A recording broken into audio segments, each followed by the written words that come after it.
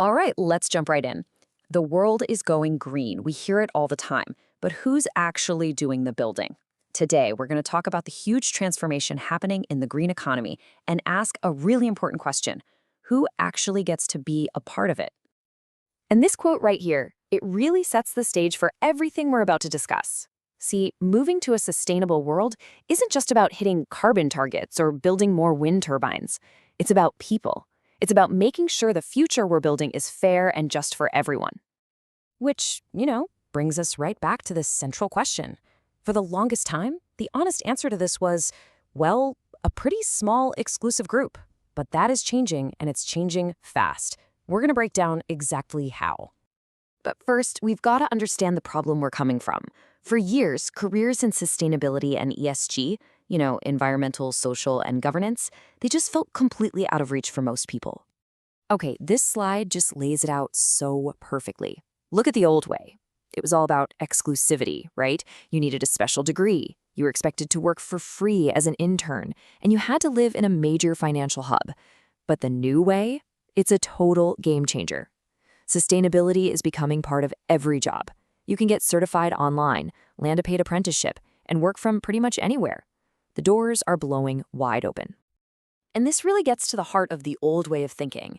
You'd have a few execs in a boardroom setting some big, lofty goal. But here's the thing. Those goals are meaningless if the people on the ground, in the supply chain, in engineering, and marketing, can't actually make them happen. A plan in the C-suite is just a piece of paper without an entire workforce to bring it to life. So, how do we get from that old, closed-off model to this new, more open one? Let's dig into the forces that are tearing down those old barriers. This idea right here is absolutely huge. Think about it. Go back a couple of decades, and being computer savvy was a niche skill. Today, it's just expected, right? Well, ESG literacy is on that exact same track. It's not just for a few specialists anymore. It's becoming a basic, fundamental skill for everyone in the modern workforce. So you might be thinking, okay, great, but how do I get in on this? Well, this lays out some really clear, practical paths. You don't have to go back to school for 4 years. You can get certified online through platforms we all know. You can take the skills you already have and just reframe them. And you can start looking for jobs right in your own backyard, not just in some distant corporate tower. And this is so, so important to remember. You might not be a climate scientist, and that is totally fine. Are you a great project manager? Awesome. You can lead a green initiative. Do you know logistics? You can help build the sustainable supply chain. The point is, the green economy desperately needs the expertise you already have. You just have to apply it through this new green lens. All right, so what does this new, more inclusive green workforce actually look like? Where are these jobs? Let's take a peek. See, it's not just one thing. This chart shows us just how diverse it is. Yeah, of course, you've got the classic corporate sustainability jobs, but you've also got local projects like community solar. You have traditional industries like manufacturing that are reskilling their workers for green tech, and you have a ton of jobs in the public sector, shaping policy. It's a whole thriving ecosystem of opportunities. And we really can't say enough about this. The rise of remote work has completely changed the game. You don't have to pack up and move to a massive, expensive city anymore to have a real impact in an ESG career. This is unlocking talent from everywhere, bringing in fresh perspectives that we've been missing for far too long. Now, let's be clear. This isn't just about being fair or doing what feels right. There is a powerful, undeniable business case for building a diverse and inclusive green workforce.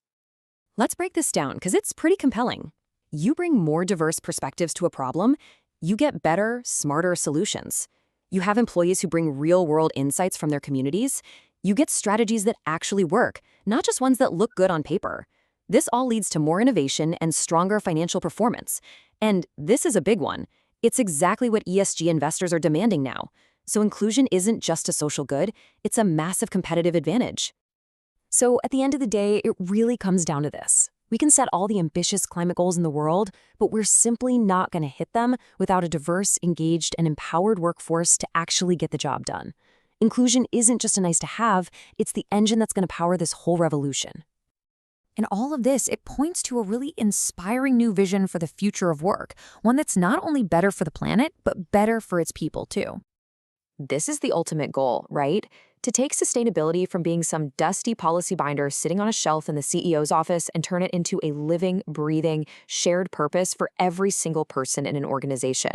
From the factory floor to the data science team, everyone has a role to play. Everyone is part of the solution. And that really brings us to the final thought I want to leave you with. This massive transition isn't going to be led by a handful of experts. It's going to take a huge team of people with all kinds of skills from all kinds of backgrounds. So the question isn't really if there's a place for you in this new green economy. The real question is, what role are you going to play?